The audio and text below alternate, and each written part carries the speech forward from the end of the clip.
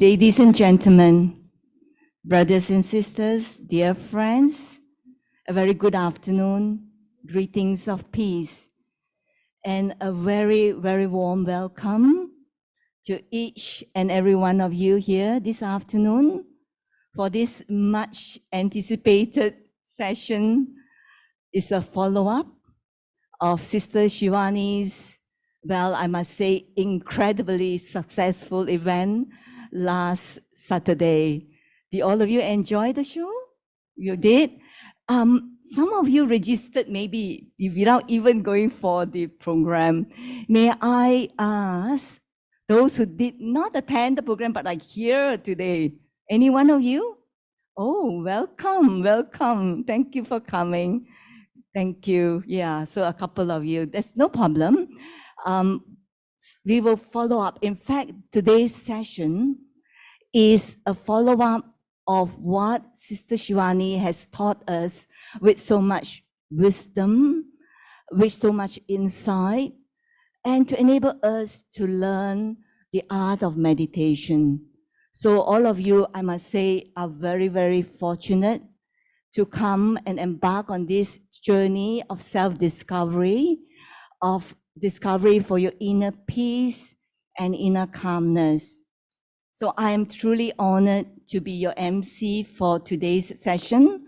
My name is Celia, and I come for meditation in this center, Bangsar Center. And as you all know, the energy, the enthusiasm from the previous session have been nothing short of inspiring. Do you agree with me? Yeah. And we are thrilled to continue this journey of self-discovery and inner peace. And so today is a short session of enabling you to taste, to understand a bit more of what Sister Shivani has taught us, to go deep into ourselves, to look at each situation in a very peaceful and calm manner instead of reacting.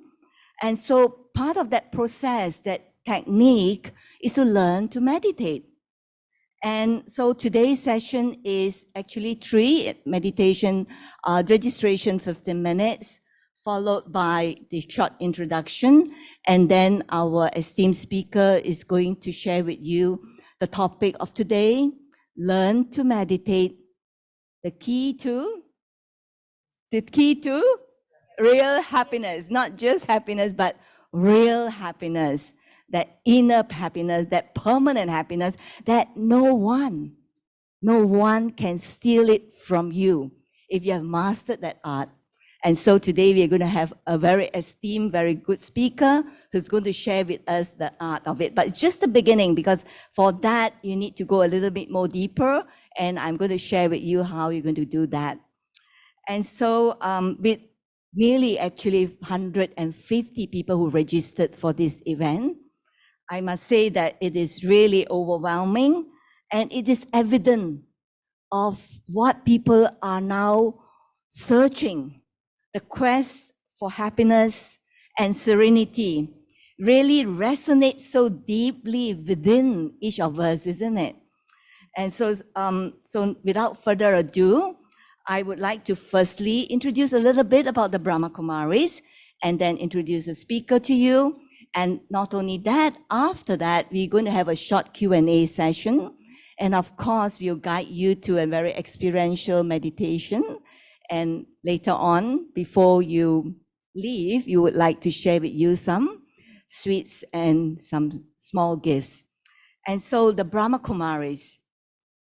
The Brahma Kumaris is a global organization that spans all 5 continents with more than 3,000 centers in over 140 countries around the world.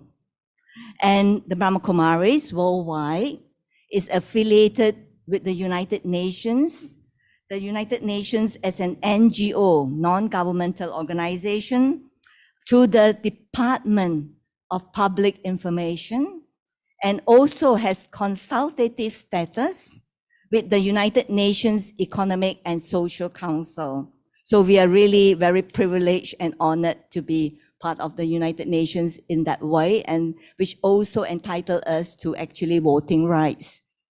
And in Malaysia here, the Brahma Kumaris is registered, very few NGOs, but we are one of them, who is registered as a foundation with the Suruhanjaya Syarikat Malaysia, which is the Companies Act 2016.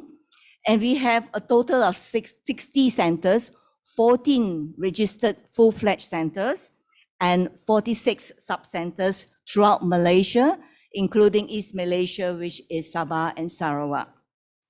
And we have a wide range of activities that involves application of values. For example, on an international level, we have coordinated huge projects such as Million Minutes of Peace, which actually enable us to have won 7 Peace Messenger Awards from the United Nations, that single project, and that follow-up project, Global Cooperation for a Better World, Living Values, etc.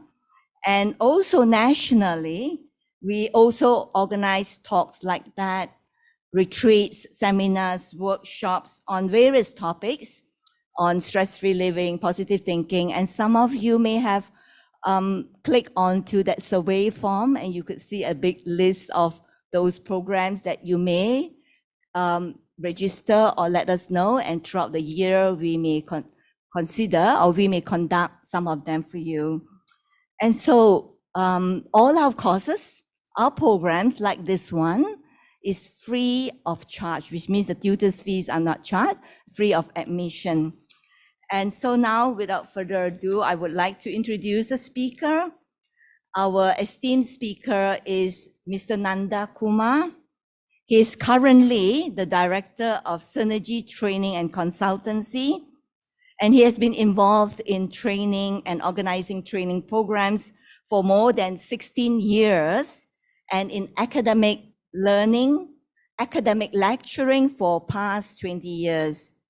He's a certified instructor of the world-renowned thinking skills systems founded and created by Dr. Edward de Bono, and where he is also one of the thinking skills. In fact, he is the thinking skills consultant for such Southeast Asia sector. And he is a meditation practitioner, learning as well as teaching meditation for the past more than 30 years. So he is more than experienced to share with us today. And of course, he's got many qualifications. And he is also the thinking skill consultant for many organizations in Malaysia, as well as all over the world. So without further ado, let us put our hands together to welcome our esteemed speaker. And we lovingly call him Brother Nanda. Thank you, brother. Thank you, brothers and sisters.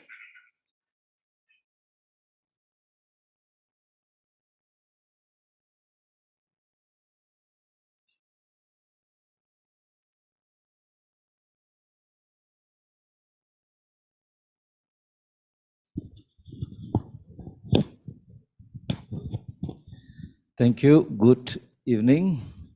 My name is Nanda, just call me that. But looking at all of you, I think I'm in trouble because because I have to live up to Sister Shivani's your expectations, isn't it? All right, yeah. So, okay. So today I'm going to take you through where Sister Shivani stopped. Where did she stop? Anybody knows? She was teaching us something about meditation, am I right? And then she was also saying and talking about high vibrational energy. And she was also telling us about how we can actually become master or train the mind. So these are some of the things that actually Sister Shivani had touched. So I'm going to just give you today, there are 3 things which actually I would like to share. You can take a look at the slide. There are 3 things which I would actually like to share with you. 3 techniques. And one of them is what Sister Shivani had actually told us. How do we actually empower the mind in a very practical way? How do we actually do that? So, what is the method, and how can we actually do it at work, at home? Because listening to a very highly motivational, motivating talk that Sister Shivani actually gave, and we are all very eager to actually practice it. So, my work today is to simplify that and give you some techniques, methods, so that at least you can take back and sustain yourself. All right, so that's going to be number one, empower the mind. The next thing which I'm going to do is I'm actually going to conduct a meditation right in this hall now. And let's go a bit more deeper, where all of us are going to meditate for the next 10 to 15 minutes. And I'm going to show you to you how you can actually do it. And once you have experienced that, then you can actually take it back with you and practice it anytime throughout the day. So this is my second thing, all right? So in here, if you notice, it says learn to meditate, but what is the purpose of meditation? I'm not sure what comes to your mind when I say meditate. What comes to your mind? Is it like sitting like cross-legged and holding your fingers like that? Yeah, there are many kinds of meditation. But the meditation is generally not for body. Yoga exercise is for body. Can you see that? So the meditation is actually linked to our mind. And so somebody who meditates, actually the main purpose would be to strengthen the mind. And why would you want to strengthen the mind? To think clearly. But the whole idea is to remain unaffected no matter what happens. Because if you're affected, you're going to lose your happiness. You see that? So that means the happiness is actually linked to your thinking, your mind. It's got nothing to do with the body or what happens outside. As long as the mind is strong and empowered and not affected, you can maintain your happiness. So I'm going to show you some stuff on that. And the third one, the point number three, which I hope to deliver within this short 1 hour, is there a way I can replace? Is there a way I can replace certain not so strong kind of habits in me? Because some of us, for some reason, have developed some annoying habits which actually disturbs our peace of mind, and also disturbs our happiness. So we need to replace those habits which we have created or learned unknowingly. So this is what we want to do. So this is the three things, all right, we're going to do. Now, what Sister Shivani has actually told you was, all of us, this entire world, if you actually understand the deeper science, everything around us is vibrations. Everything. Even our body elements, the molecules are vibrating all the time. Everything that is around us. So if there are 7 billion people on earth, and let's say 2 billion people are using their phones right now, 2 billion waves are actually almost bombarding this room. Because you call, anywhere you can call. From Malaysia, you can call anywhere in the world. Which means that vibration can reach almost any part of the world. So like it or not, that almost 2 billion WhatsApp vibrations of frequencies from the phone is actually bombarding this room. Not to talk about the radio and television also bombarding us. And on top of that, there are about 100 over people sitting here, and every one of you are thinking something and also giving out some vibrations. So we are actually in a sea of vibrations. It's like an ocean of vibration, and we are inside. Now, you need to understand this science, which means the vibrations around us can actually affect us. But however, that physical vibration of the phones and the elements and all those doesn't really affect us so much on the mental level. It might affect you on a physical level. But what affects us mainly is the mental vibrations of another person, of a living thing that touches us. So there are two kinds of vibrations here. One is the physical vibrations, and the other is the mental vibrations. So this is what Sister Shivani was saying, that we need to now create higher vibrational thoughts. And she also linked it that higher vibration thoughts or higher vibrational energy is actually going to create positive emotions in you. Now, which means if I ask you, what are higher vibrational thoughts? Would you be able to tell me, anybody? Just give me one. Can I just ask you anything that comes to your mind? I think the easiest one is I can do it, right? Is that the one? That's the most famous. Anything else comes to your mind? Yes, please. I'm a peaceful soul. Thank you. Please, somebody saying something? Wow. I'm a powerhouse. Correct? You can go on and say, I'm a pure being. I'm peaceful. But then, sometimes it doesn't work, to tell you the truth. Am I right? Have you tried? You go back home and you say, okay, let me try to meditate. I'm a peaceful being. I'm a pure soul. I'm happy. It doesn't seem to work. Am I right? Why do you think it didn't work? Because there's an internal system which doesn't want to believe you. There's an internal system which says, there are two reasons. I'm going to give you the two reasons. Firstly, you probably are quite not so peaceful. So when you try to say, I'm peaceful, there's an internal system which doesn't want to believe you because it knows you are not so peaceful. There's a lot of anger in you. There's a lot of peacelessness in you. So it doesn't want to believe. Number two, your thoughts that you are creating doesn't have power. You're not packing it with enough power, or you're not packing it with enough momentum, oomph, or whatever you call it. You need to pack it up. So now, if I ask you to create, so you say, I'm a powerful soul, I'm a pure soul, would you be able to say, now let's forget this high kind of thoughts where you say, I'm a pure soul, because it's going to resist. Let's start from the basic thoughts.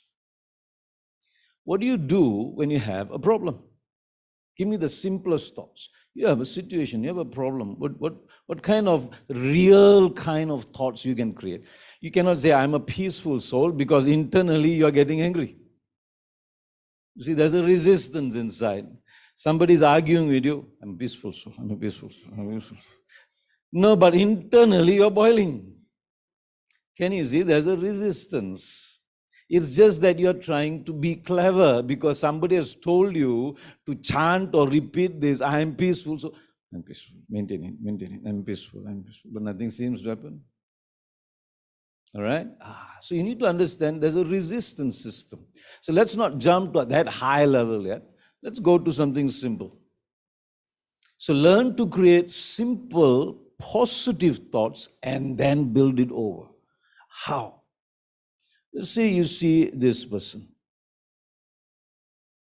Now there are two things, remember? One, it has to be a real, practical thoughts where there's least resistance from inside. Number two, you need to maintain it or put in enough power into it. So now somebody here is very upset and coming at me and yelling at me. What kind of thoughts can we create? Forget the peaceful soul, because you are not, it's quite difficult to be peaceful now. So what's the easy thought? I can say, this person is angry, I need to learn to manage. Is that very basic? Can you see? I need to manage this situation. That's also positive. Yes, I need to manage this. Come on, can you give me a second thought? I'm actually showing you how you are to build the thoughts. You need to create at least 50 thoughts continuously for you to build that power. Because we have not accumulated enough energy yet, because we are still at the beginning stage. So therefore, we need to learn this. But when a situation comes, generally we are not ready. So that's where some practice is required before that event. So now let's take a look. Somebody comes in front of you and they are like very upset, or they're saying certain things to you, and they are passing remarks which are quite hurtful. Now, what kind of positive thoughts are you going to say? So first thing, sorry, please. Okay. She's saying, okay, maybe that person is not feeling well. Maybe that person is whatever. But forget about thinking about them. Let's bring the thoughts to ourselves. So the first thing I can say is, person is angry, I need to manage the situation. Let me try to understand what's happening. There is no need for me to get angry, because I can manage without getting angry. I can deal with this person without arguing back. See, all these are positive, but very basic positive. Why are we doing this? You see, if I just look at the person who is now upset, angry, or who's resisting me, and you are watching, and as that person does an action, if at that point of time you were to keep your mind free, what do you think happens in your mind? Again. Let me show it to you. I am doing something here and you're watching. I'm really trying to irritate you. I'm coming and passing remarks at you. I'm commenting at you. I'm saying, I'm criticizing you. If you keep your mind quiet, it's going to think about who? You're going to think about what I am doing. You're going to think about such an angry person, and it's going to trigger your emotion. Now let's switch it. What happens, instead of thinking about the other person's action, you create your own thoughts. So the mind becomes busy in creating your own higher vibrational thoughts, rather than thinking about the other person, rather than feeding that person's actions into your mind and getting irritated. Can you create your own thought? So the first method to actually overcome situations is, don't let outside trigger points to trigger thoughts in you. Rather than that, say, I can manage this situation. Yes, this person is angry, but there must be a reason to it. Let me not get affected. So as I'm talking to myself, my mind has got no room to think about the other person and think about the other person's weakness and absorb that negativities into me. But this is not natural yet. Because the moment we see something, we want to think about that and look into that and explore that. So we are affected by their negativities.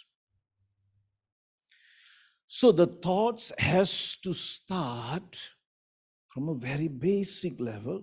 I can manage this situation. Learn how to talk to yourself. Now, why is that so? Let me just move on a bit more. Now, when you start talking to yourself, thoughts are food for the mind. If you want to have weak mind, feed weak negative thoughts. That's it. Because the mind's food is thoughts. If you want to create a very strong, unaffected state, then feed the thoughts that you want. That's the trick. So if I were to feed a negative thought into me, that negative thought will trigger an emotion, and that emotion leads me to a negative emotion, makes the happiness go away. So the key to real happiness is, are you able to create thoughts that you want rather than accepting thoughts which I create on others and negative stuffs? So the moment if I am able to create thoughts of happiness or different thoughts that I want, then it creates happiness. Now, let's say your situation at home or anywhere is very difficult. You have some family members who are, for some reason, very negative. You can't change them. You can't change them. And staying with them, they are naturally negative, which means they are creating a lot of negative energy, and that negative energy keeps accumulating in your home. So, like it or not, as you walk in, you will pick it up because we are antennas. We are picking it up. And when we pick it up, it's going to trigger some form of weak thoughts, which will immediately rob you of your feeling of joy or happiness. You try it out. Look at your environment. Anyway. But then now, we want to now meditate. That's why you're here. So to meditate means what? You cannot, like somebody's getting angry, wait, let me meditate, let me sit down. Okay, like give me 5 minutes, I'm coming. That's not the whole idea. We meditate so that the mind becomes powerful. And so when situation changes, the mind remains powerful. Powerful means I choose the thoughts which I want to think. That's all. Because remember, I just told you, the mind's food is thoughts. Put the wrong thoughts in just 1 second, it can get destroyed. Your peace will get destroyed and you will get very upset. Your mood changes. The moment your mood changes, you have fed a wrong thought. If you get angry, you have fed a wrong thought. So whenever you lose your happiness or some state of emotions that you like, you have put in a wrong thought, an unwanted thought. So now, you see, one of your practices should be is you need to create and add and accumulate. You need to train. It's not easy. You need to train yourself to create basic thoughts, build it up, and up to about, say, 50 thoughts when you meditate. So this is a practice I would like you to do, but I'm going to actually show it to you, and we're going to do it together, but I'm just going to give you the overview. You need to now go back home, sit anywhere, and talk to yourself and add that thought one by one continuously. Start with something basic. How? I'm a mother of 4 children. See how you start? You start with basics. Because immediately we say, I'm a very powerful, pure soul, there's resistance. I'm a child, I'm a mother of 4 children. My role is to ensure that they are all moving well in life. I need to make myself strong. I need to be an example. I need to show what it means to be peaceful to them. That's it. What are you doing? You're practicing. It's a practicing. You're taming the mind. You can't jump to Shivani's level. Right? It's not trained yet. But she's giving us a whole idea. This is how you must think. Pick up from anywhere. You are in the office and you've got a terrible boss. You think, my boss is coming to affect me and torture me. But no, I'm not affected at all. I will not be affected. Let them come. They are going to push their thoughts into me, but yes, but I can withstand it. I will not be affected. Talk. Continuously create thoughts like this for about 30, 40, 50 thoughts. Slow, very slow. You'll find that your mind becomes very calm, quiet, stronger. So once you have this practice 2 or 3 times a day, over a period of say 1 month, 2 months, then when a real situation comes, because that practice will quickly pull you back into that same experience and trigger that, okay, let me just watch, see what happens. So this is how we can actually create, some thoughts. All right? Okay, good. I hope everybody's here. All right, so now what I'm going to do now is I'm going to teach you some basic, very basic, simple method of meditation. All right? So what I'm going to do is I'm going to do 2 parts to it, and you're going to follow me, like how Sister Shivani did, but might be slightly different, doesn't matter. What we're going to do is, first of all, maybe you have come here after that jam and everything, so you might be a bit restless. So I'm going to teach you how to relax your body first. Relax your body, relax your mind, relax. Now the reason for that is because you need to understand that the body and I, myself, the soul, the living being, whatever you call it, doesn't matter. Atma, spirit, soul, whatever. I, the living force, the living being, the body, they're 2 different entities. They're 2. We are not the same. I am different. My brain is different.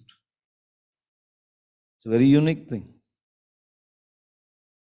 I am the ruler, I am the master, and I use the brain. Very different from science. Until today, science have not discovered where the mind is. They only show that when somebody thinks, the brain lights up. A certain part, when you're thinking, certain part lights up here, lights up here, lights up here. So they think, oh, the mind must be there. But that's the brain. The mind is completely different. Let's take it as an intelligence. Now we have AI, artificial intelligence. Can you see? It can think, right? How can a machine think? Exactly. But we are not artificial. We are original intelligence. Let's call it OI. Okay. It's an intelligence system. So that intelligence system is inside this body. So when you meditate, if you clearly don't understand who is meditating, who is being trained, I'm training myself, I'm trying to train the brain. So you need to understand this complete difference. So this first exercise of meditation, I'm going to show you how you can actually feel detached. What's the meaning of detached? feeling like, hey, I'm not this body, I'm different. I know, I think I'm a person, I'm a living being. That kind of feeling I'm going to try to create if you just follow me.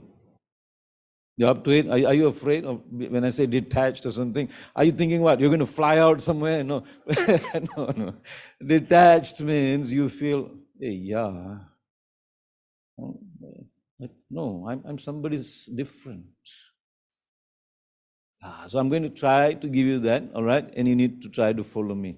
You okay? Can we try that? All right, good. Then, once you're in that state of feeling, okay, I'm quite detached, then I'm going to show you how you can talk to yourself. Because the power from the meditation only accumulates and comes when you are knowing your true self, because the power is to develop here, not in the body. So if you are still thinking, I am the body, which we call as body consciousness, and trying to meditate in that state of body consciousness, it's not going to take you anywhere.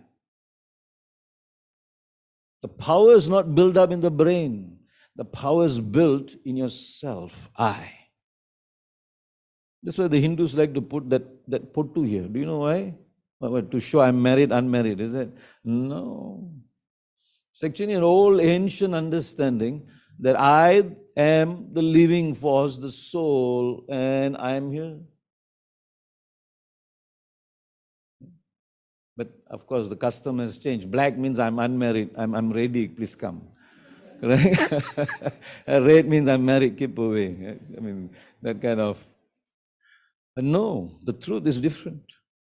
I, the soul, am here, and we need to realize that. All right? Okay, good. So now I'm going to take you, but before that, let's see what's the next slide. Okay, so I'm going to explain to you this later once we come back. Sorry. Okay. Good. So now what you need to do is, please sit very, very in a relaxed position. You can have both your legs down, is fine.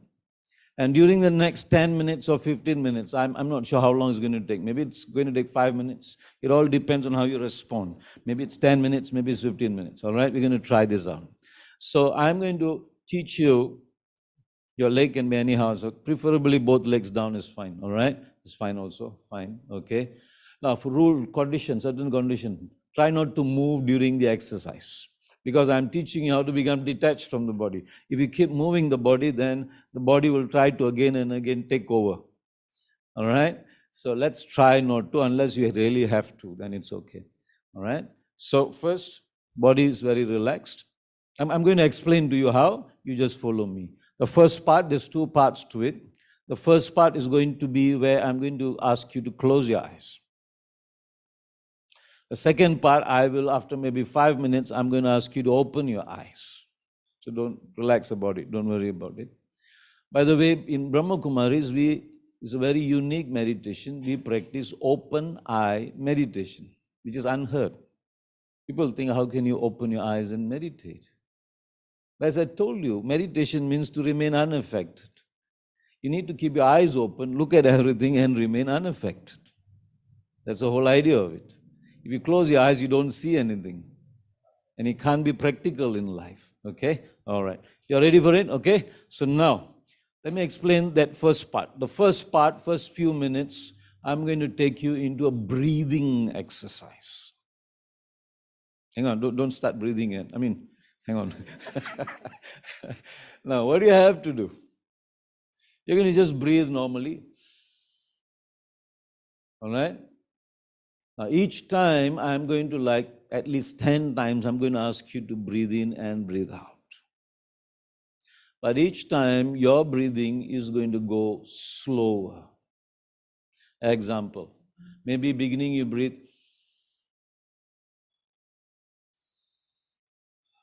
That's how it is. Don't move your body, no need to move anything. Then I'll say, okay, now that you're comfortable and relaxed, slow down. Longer deep breathe in and slowly longer exhaling out. Are you following me? So ultimately, if you're doing it very slowly, you're going to breathe less and less, but it's going to be long, deep, and slow. You can just do this part by itself, and it will reduce your heart pressure, a heartbeat, and your blood pressure. Yes. This nose. Okay, but if you have blocked nose or what, then it's fine. All right, doesn't matter. Okay, so that's okay. All right. So this is this particular breathing part where you breathe in and slow down and slow down and slow down. You can do anytime, anywhere, and it brings down your blood pressure automatically. But that's not meditation yet. That's just a breathing exercise. Can you say? All right? Okay. Now, after that, I'm going to ask you to relax your body, your leg part, everything. Why? Because I want to make your entire body very calm. Then I'm going to bring your attention to yourself. I'll guide you and try to experience yourself to be the living person living inside your head. The soul is right behind the eyes. So we're going to try to experience that. Then I'll probably ask you to open your eyes, but don't move. And then I will guide you from there. Agreed, Ken? All right? Do me a favor, please put your phones not in vibrate also, in silence for the next 10 minutes. Because if it vibrates, then it gets disturbed, people, okay? Could you just do that for me? Just, okay? If it's not, yeah. Put it in total silence for the next 10 minutes, and then we're going to do it together. Okay. Everybody's ready? Good? Thank you. Good. All right? So what's the condition? Don't move. All right? Are you ready? Put all your things by the side on the chair, down somewhere. Okay? So let it not disturb you. Okay. Ready? Good. Let's do it nicely. Let's follow nicely. All right? So that you can get this experience, take it back home and practice it on a long-term basis. Okay? All right, ready. Let's close our eyes. Breathe in and breathe out naturally. Natural again, one more time. Breathe in. Again, one more time. Breathe out. But don't move your body. One more time. Breathe in and breathe out. Now, one more time. Breathe in slowly, deep, and let it out slowly. One more time. Naturally breathe in and breathe out. Again, very deeply breathe in and breathe out very slowly. One more time. As you breathe in, feel the air moving into your lungs. Feel it and let it out slowly. Now even slower, slowly breathe in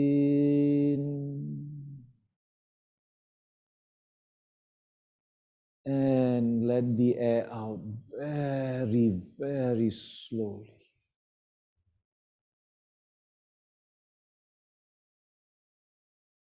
Now breathe in, pay more attention to the air that is moving through your nose into your lungs, expanding very slowly. Breathe out very, very, very slow. Slow down, slow down. Again, one more time. Very slowly breathe in and breathe out. Now as you breathe in and as you breathe out, feel the weight on your shoulders slowly dropping down. Don't move your body. Just feel the heaviness of your shoulders sinking down. Again, breathe in very slowly. And breathe out. As you breathe out, feel the weight of your shoulders dropping down. The weight, the tightness of your stomach and your waist all dropping down. Feel your thighs and your knees to relax. It's as if the knees are becoming loose. Just feel it, see it in your eye, in your mind's eye. Your leg, your ankle, everything is relaxing.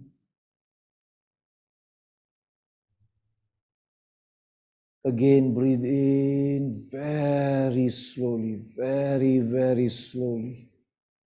And breathe out very slowly.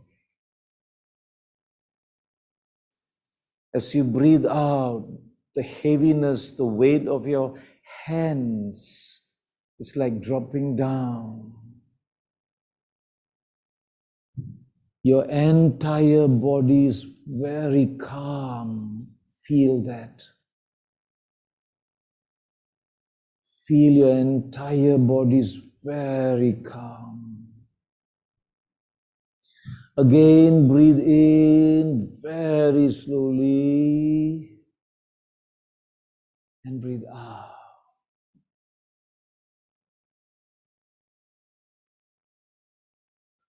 Now I want you to feel your face now, the heaviness of your face muscles,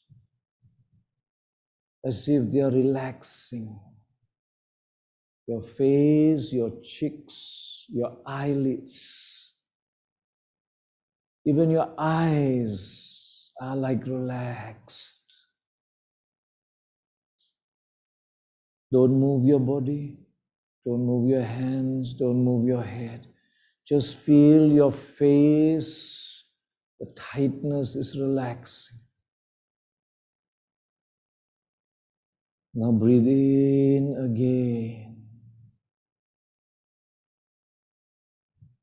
Now feel your entire head to be like a gas balloon, very relaxed, light, floating.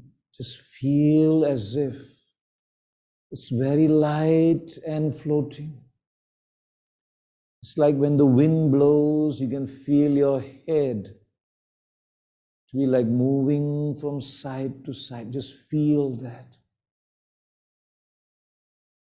Your head is very relaxed. Your eyes, the tightness of your eyes, the eyelids, your forehead, everything is very relaxed.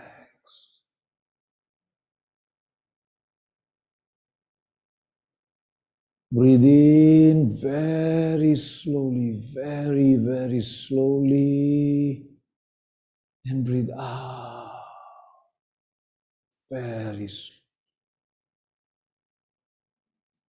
As you're breathing in and out, I want you to pay attention and listen to your own heartbeat. Feel your heartbeat.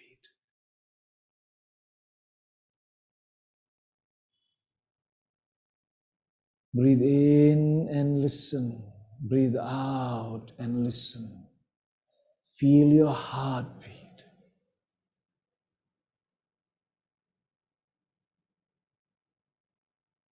Again, breathe in. I want you to feel that you're just eyes closed and you're just sitting very still, not moving.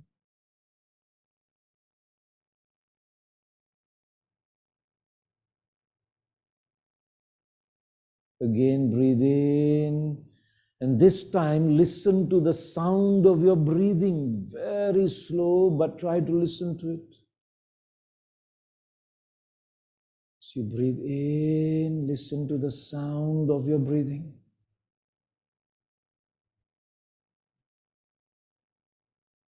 But don't move your body. Very quietly, without moving your body, very slowly open your eyes. Very slowly take your time.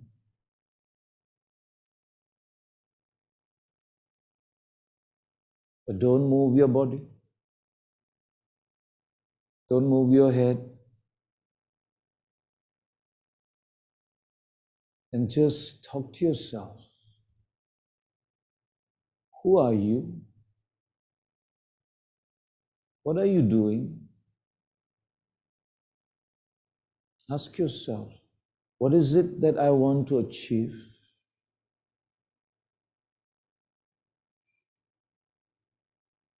What is affecting me in life?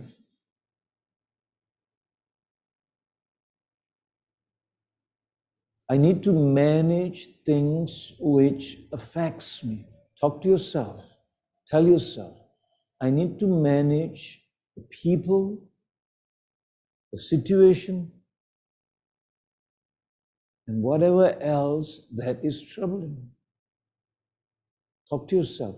I need to manage them without getting affected.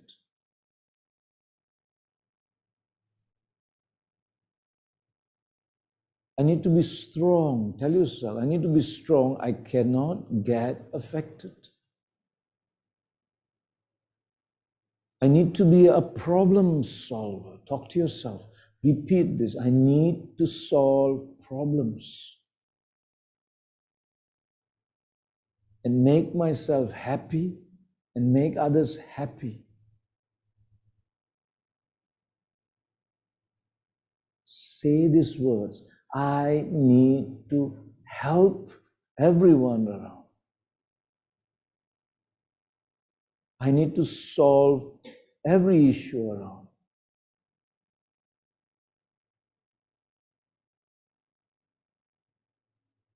Whatever issue troubles me, I need to go beyond it and look for solutions.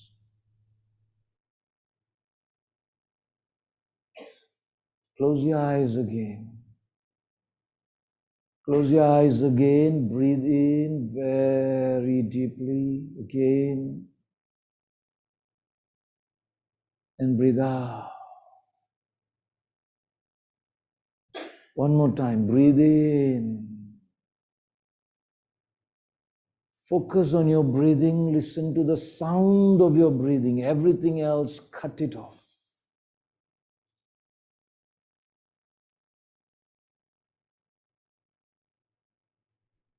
Now ask yourself, who am I? Who is the thinking being? Can I feel myself inside the head, behind the eyes? Just try to feel, where am I? Where am I, the thinking being? Try to feel this. Can you feel yourself behind the eyes, inside the head? Try, just feel. I'm somewhere behind the eyes. I'm the thinking being.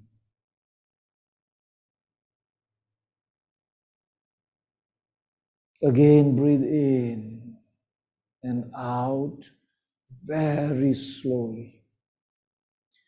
One more time. Breathe in and breathe out. Now, I want you to do one more thing as you breathe in and out. Tell yourself, I want to go to deep sleep within the next 1 minute. Within the next 1 minute, just go into deep sleep, and after 1 minute, you will wake up. You want to go into deep sleep to rest your mind, your brain, your body. Just tell yourself and just go into very deep quietness.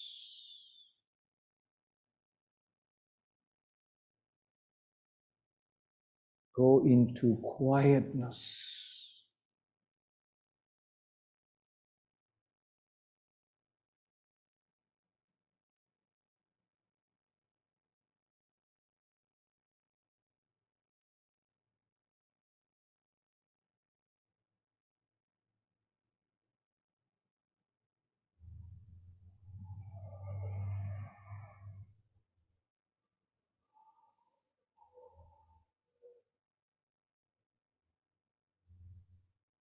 Just fall back behind your eyes. Just feel that you're falling behind your eyes.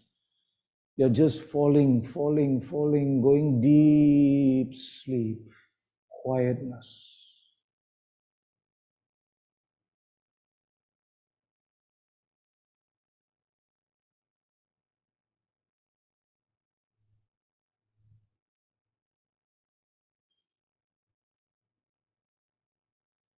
If you have gone into deep quietness, come back out again. Breathe in and breathe out. Again, breathe in and breathe out. Now take your time. I want you to slowly open your eyes. Don't rush. Take your time. I want you to feel and remember this deep peace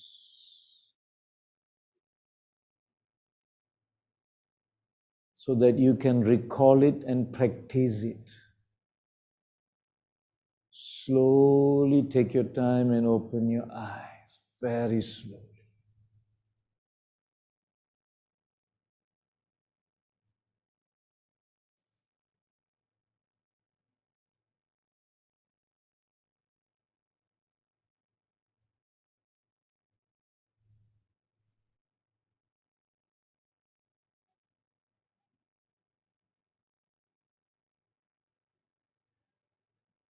Take your time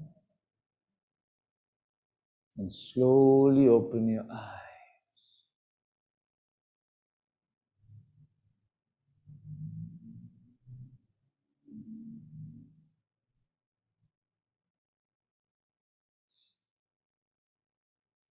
Okay, thank you. You may open your eyes.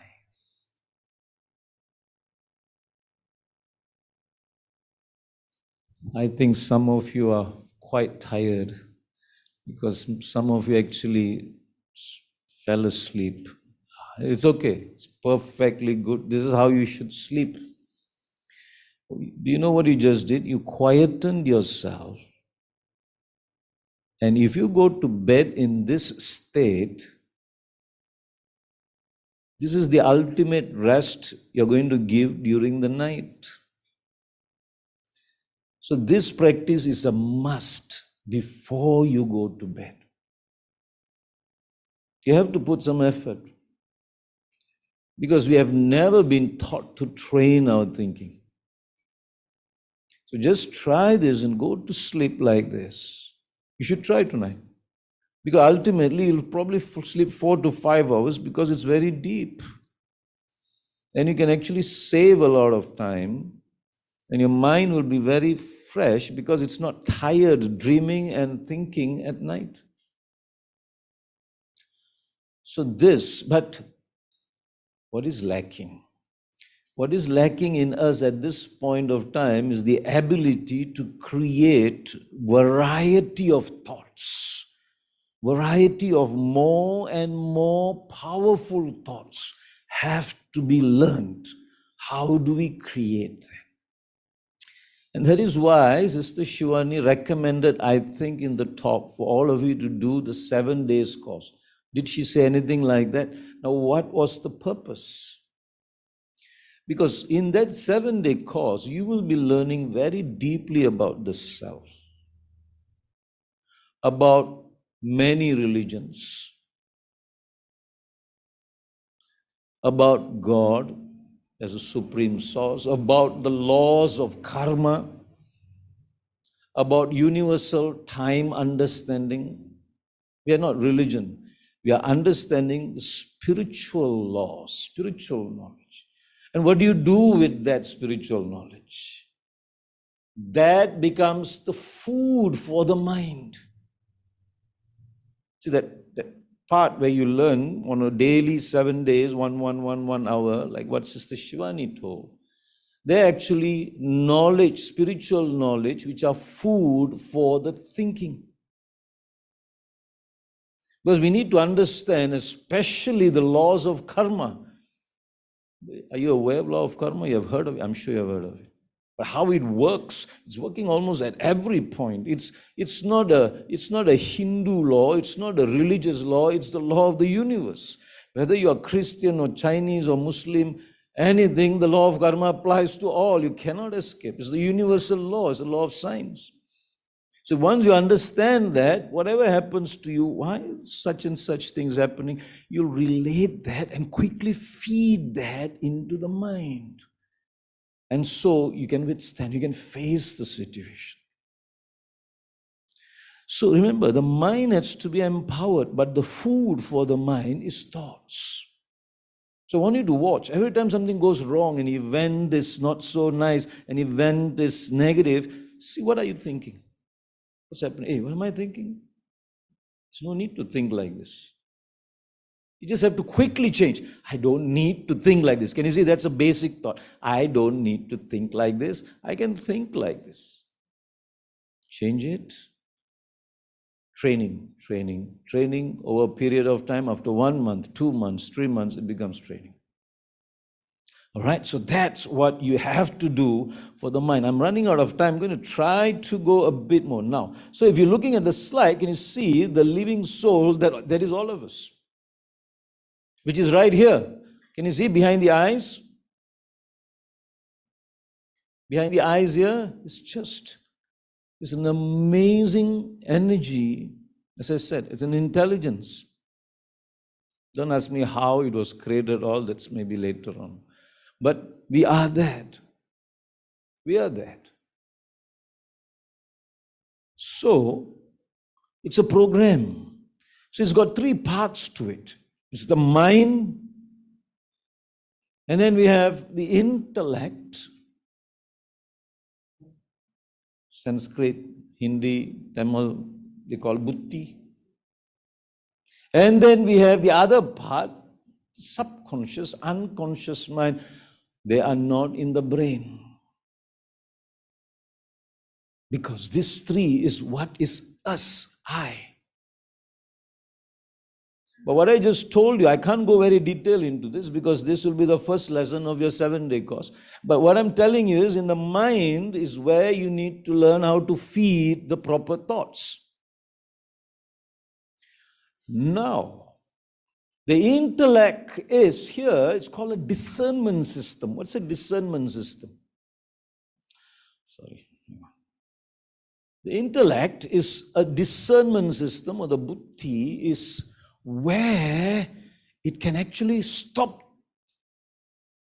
the mind, change the mind's direction, start to tell you what to do. So example, when you start talking to yourself, who is talking to who? When you give instructions to yourself, I can manage it. The intellect is feeding that thought into the mind. The mind is being tamed. But right now, the intellect doesn't know what to do. It's lost. So the mind becomes a wandering. It's wandering everywhere. It doesn't know what to do. Whatever you see, you think. Whatever you see, you think. Whatever you want to say, because there's nobody to stop it. So when we meditate, we are doing, number 1, we are training the intellect to feed thoughts into the mind. And number 2, let's go back to what Sister Shivani said. I'm a pure soul. At certain point, when you have understood yourself and realized, and if you were to say, I'm a pure soul, that word pure soul can generate a lot of energy once you've understood in the intellect. So this is how the intellect works, okay, but this requires more training, all right, okay. And the third one is the subconscious mind, and the unconscious mind, it's your memory. But people believe that the memory is in the brain. It cannot be. Why? Have you seen some people, just check YouTube, who can recall something they did in their past life? Some people are born and intelligent and they have so much knowledge, they have become professors at the age of 8. Where did they even get such knowledge? A newly born baby with a brain cannot have all this. So that means you must have carried something inside you. Everything is recorded inside. It's an extremely advanced intelligence system. We are. So the unconscious mind, your habit, everything is there. Some children born are always crying. Some children born and then small time also they have anger inside them. Some children are extremely peaceful. Am I right? Where did they get all these things? It's a habit. Something is there. And all your children, all your family members are completely different, even though they say grow up with, because something else is there. Now, never mind about that. But however, now in the unconscious mind, what do we want to do? There are certain bad habits which, maybe bad habits, maybe it's a slight weakness, and you want to unlearn something. It's quite difficult to erase them. It's not possible once it's recorded. But you can learn something stronger and overpower it and stop certain things from coming out. And that can be done only if the buddhi or the intellect is made stronger. All right? So I'm just telling you what is inside us. Now, the last thing which I want to actually tell you and practice, I'm so sorry, time is running out, but we'll try to do this now. Look, take a look at this. I think many of us, my job is, I'm a psychologist. And I do other things, but I meet so many kinds of people who have this serious problem in their thinking. They're not mentally, they don't have mental disease, but they're just trapped in a certain kind of thinking, which I want to let you know and make sure you don't get caught in this kind of stuff. Let's say you have a situation, and then you look at it and you create a weak thought. What's a weak thought?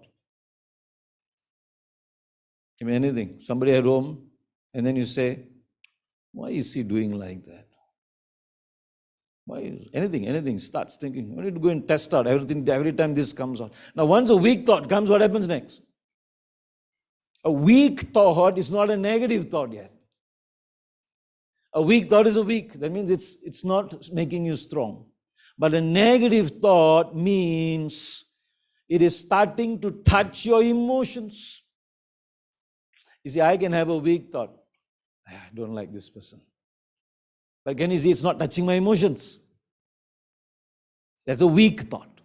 But once the weak thought is allowed to repeat, it starts to touch your emotion, and then there's a slight change in your state. That's a negative thought. Can you see the difference? A weak thought is different. A negative thought has got an effect on you.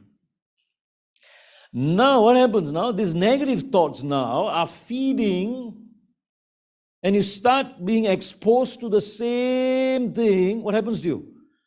One thought leads to another one, another one, another one, another one, another one, another one. And so that's called frequency of that thinking is increasing. What do you think happens next? It triggers anger. All right. But if you are a person who is habitually getting anger, that means you have trained yourself to get angry at every simple things. Then it doesn't even need to go into high frequency. It will take a shortcut, negative thought straight to anger. Because you are trained to become angry. You have trained yourself. You see, but for some people who have tolerance level is high, not getting angry all the time, this is how the process of getting angry or anything, any kind of negative thoughts, starts to touch a negative emotion. But now, when it touches the negative emotion, remember just now I showed you three parts, the mind, the buddhi, the subconscious, right? The subconscious. What's inside the subconscious? Your whole history is there. So now when an emotion is triggered, do you know what it's going to do? It's going to trigger the subconscious. And if you were to have more and more negative emotions, all those is going to flood out since the day you're born. is going to trigger and pull out all the bad, not so nice emotions, and then it's going to take a very big form. Now, that's okay. Of course, you're going to get angry and hit somebody and scold somebody and say something. After getting angry, what do? You get regret, isn't it? Forget it. But no, for some people, it becomes different. Now, see what happens. It becomes a cyclic. So you go to bed with this thought. Next morning, when you wake up, what happens? You wake up only, it starts playing in your mind, right? What is that called? Cycling inside you. It's not leaving you. It has happened. It's still cycling. For some people, the cycle will go for 2 days. It has happened. It will happen, correct?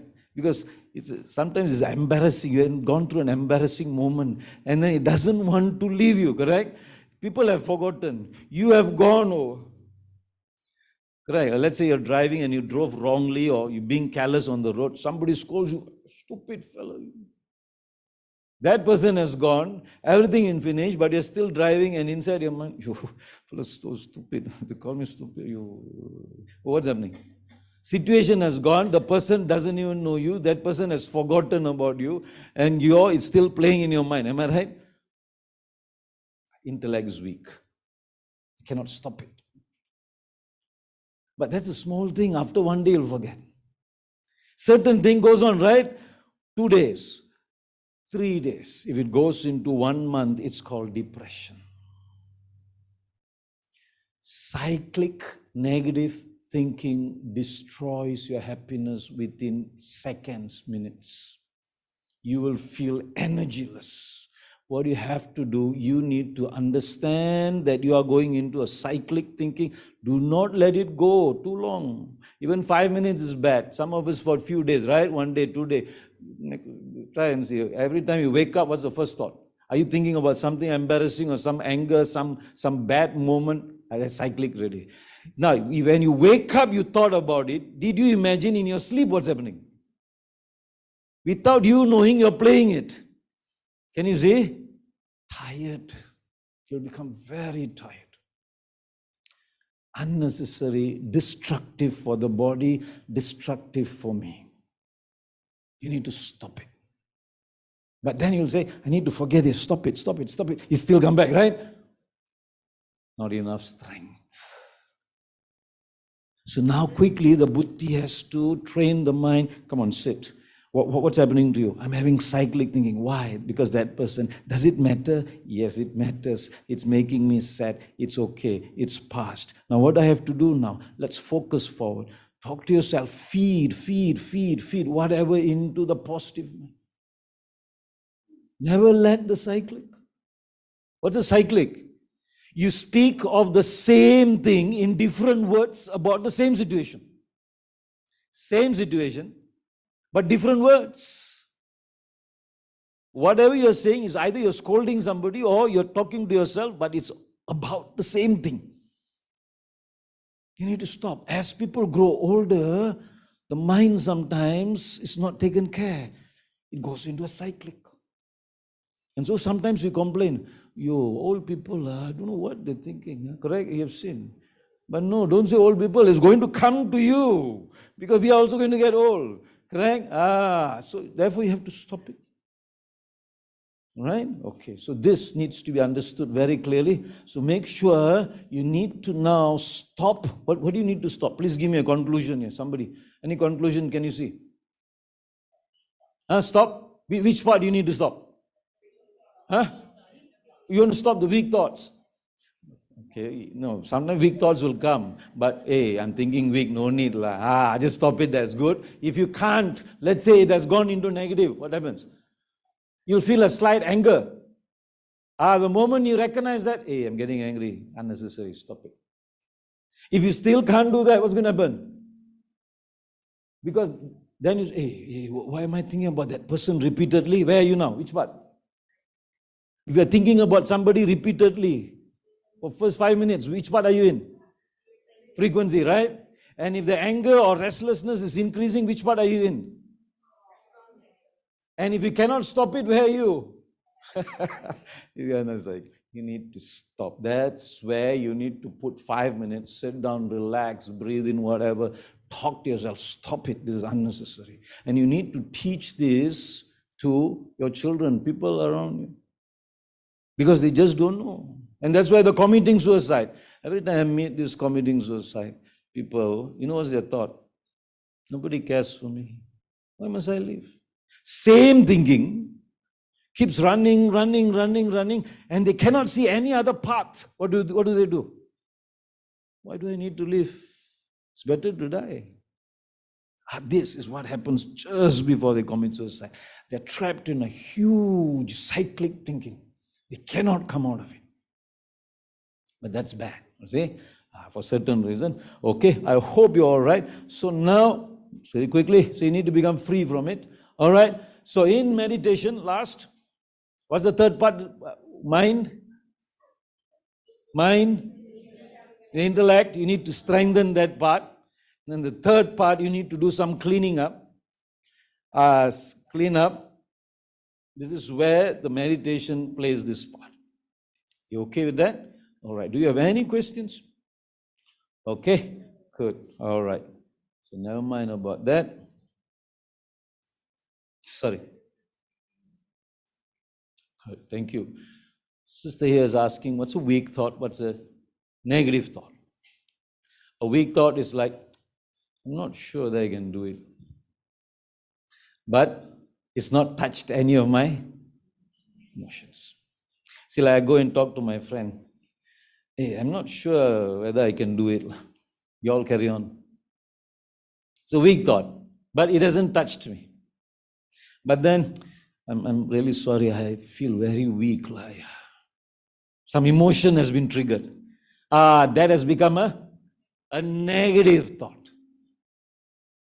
So these are the signs you need to recognize. What's a weak thought? What's a negative thought? Negative thought means, what's the sign? It's touch here, some feeling will come. I don't know, I think generally people get some anger or jealousy will come. Why that person? You need to stop it. It's unnecessary. Stop it.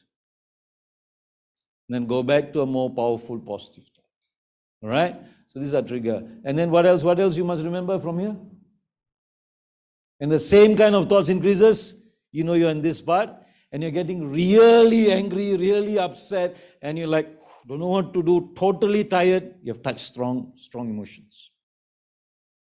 Okay? And if it lasts for more than one day, that's bad. You need to stop it fast. Okay? All right, very good. Okay. Anything else? Any other questions you have? Please.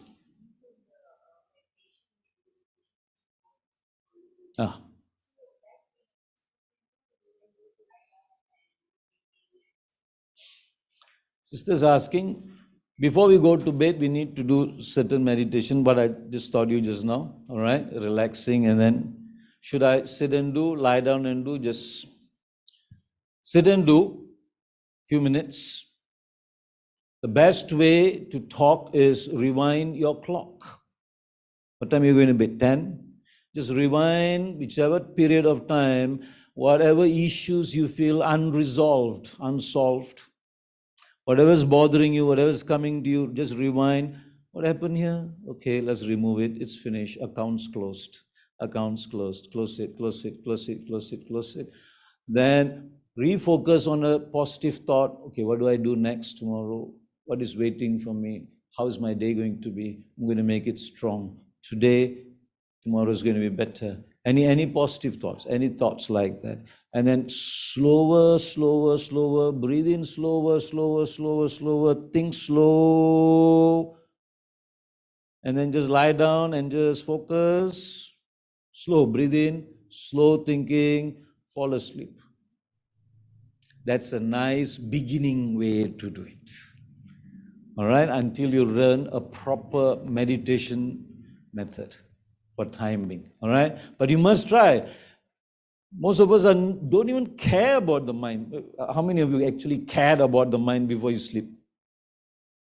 Thank you. Some. Good. Maybe you talk something, you train something, you clean up something. But actually, most of us just lie down and it's so tiring day, correct? It's tiring for the mind. Okay, thank you. Have I answered you? Yes. Anything else comes to your mind? You should do sleeping time. When you wake up in the morning, you need to refocus or plan your day. Of course, you don't know what's going to happen. You plan not your schedules. You don't plan, today I must meet this person, this, you can. But you need to plan the thoughts. When I'm meeting this person, I need to be strong. When I'm doing this, I need to be stable. There might be some problems, I'm not going to remain affected. Feed the thoughts you might need for the day. The same thing you must do to your kids. How do you send your kids to school? Please tell me. I asked one mother, my work is to do breakfast and quickly get them off to school. What do you mean, you get them off to school? No, that's for the body and the stomach. But you didn't feed anything for the mind. Are you going to expose? It's like taking my child, I'm sending to school. You all can attack my child's mind, okay? No. Feed something proper. You need to be strong.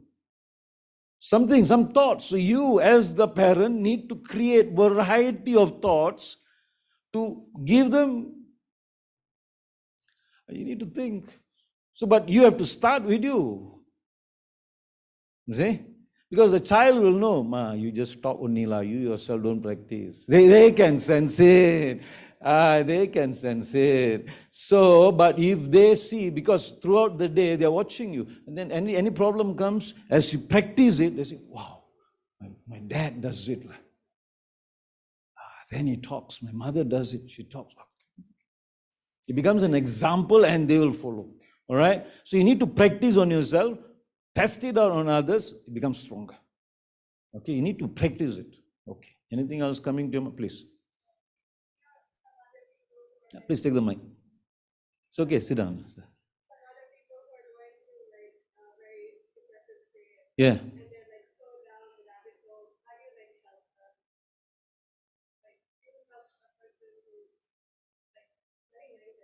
Or very depressed right now. How old are you? 15. She's 15 years old and she's asking. Now, some people are very depressed, very negative. They are like inside their own rabbit hole and they're stuck somewhere. They can't come out. Is there a way to help them? Yes, there is. See, what do they need? They're stuck somewhere. Actually, they're stuck in their own thinking. It could be a cyclic thinking. What they need is for them to break free. Look at this word, free. So that's where your charity starts.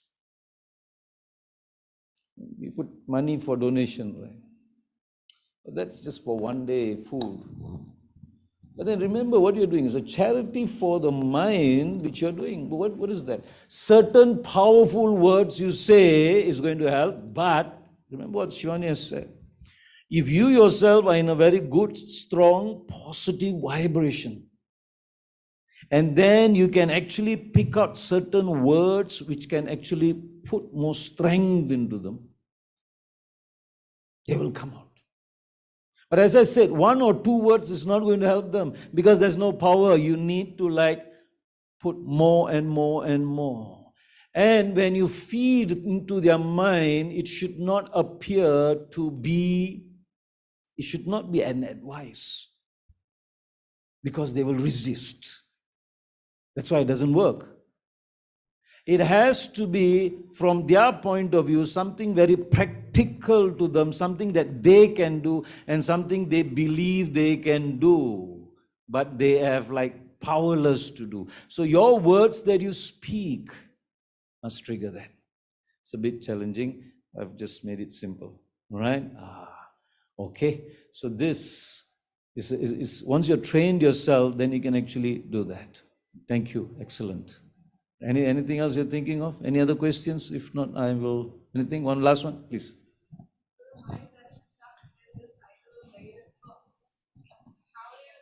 Please use the mic. Thank you. For a mind that's stuck in the cycle of negative thoughts, how do you distinguish that this is positive and this is negative? How do you create a culture of positive thoughts? Thank you. Let me see if I understand. What we want to do, we want to create a cyclic positive thoughts. That's what we want to do. But if you are stuck in a cyclic negative thoughts, where you wake up, you go into that spin, how do you know? You're always thinking about other people. You're always thinking about what they have done. You're always thinking about how you are losing. So relate to somebody, and if the same person keeps coming in your mind, that's trapped in a cycle. It's always about how this person is causing loss, what this person is doing, why is this person irritating me? Something about somebody. All this is negative thoughts. So once we know, we just have to like, hey, this is unnecessary. I don't have to think about that person. And then in your talk to yourself, you need to analyze, by thinking about this person, I'm only going into a loss. It's unnecessary. A few times repetition helps. Now, since you have asked that question, I need to quickly go into one more last one. Okay, sorry, let me jump here. Good, thank you. One more, just because you asked, I'm going to show you this. Now, it's on the right-hand side. All right, what is that? Now, people sometimes teach you, or even in YouTubes or motivations, ask you to visualize certain things. Am I right? They say, visualize, you are deaf, can do this. But then, why would they ask you to do that when it's not even real? They like tell you, okay, visualize now, you're going into that problem area, and they're all waiting to like fight with you. Now, how do you do visualize? Now, why would you want to visualize? The reason for visualization is, please read the right-hand side. Because the unconscious mind cannot differentiate something real and something visualized powerfully. It's the same. Meaning, if I think, sit here, I bring my mind and walk into the problem, I meet every problem people in my life, settle it, talk to them, this is exactly how I want it. Very strong emotions created. I go to sleep or I relax. When you go there, the unconscious mind doesn't know. It thinks it has really happened. So when you come to that kind of situation, your confidence gets boosted again, because unconscious mind feels you have gone through it, you have done it before. But actually, you never did it. You only did it on the mind level. Can you see? This is why visualization has power, because it doesn't know what's real and what's. That is why sometimes as you grow older, you start talking things which never happened, and then children will be thinking, hey, it never happened lah. What are you talking about? Correct. But for that person, it has happened. Why? Because they have vividly imagined it, and because it has become weak, the unconscious mind doesn't know what's real, what's not real. So for us, you're thinking, you're out of your mind, you're mental already. But actually, no, for them, it's really happened because it cannot know the difference. So this is how we use that power of the visualization to get strength into the unconscious mind, so we are ready before it happens. For example, you want to go for an interview, job interview. So some people say, sit down, close your eyes. Imagine you're in front, 3 people. They're attacking you with all kinds of questions. You're answering well. Look at their eyes. Look at their eyes. What are they saying? What are they saying? Breathe in. Oh, you do all those things for 20 minutes, 30 minutes. You go there. It feels you have done it before. Repeatedly, if you do something, it becomes very strong. The body is programmed. This is exactly what the Olympic runners will do. Just night before, they think, I am the first one to touch the 100-meter line. I'm the first one. My leg goes up like this. It's just 0.1 more second. I'm the first one. The person is behind me. My leg is faster. They go through this hundreds and time. On that day, it feels as if I've done it. This is mental training. This is how you train your children. This is how you train people around you. So the mind, the unconscious mind has got very deep power. And this is why Shivani keeps saying vibrations have got a lot of power. Because once you have done it, it's inside you. When you go somewhere, you give out that same vibrations of having done it. Okay. Any? Okay. Oh, all right. There's one more question. Is it okay, Cecilia? Huh? One more question. Sorry. You want a mic? Is there a mic? Somebody's holding a mic. Why don't you pass? Leave it here. Okay.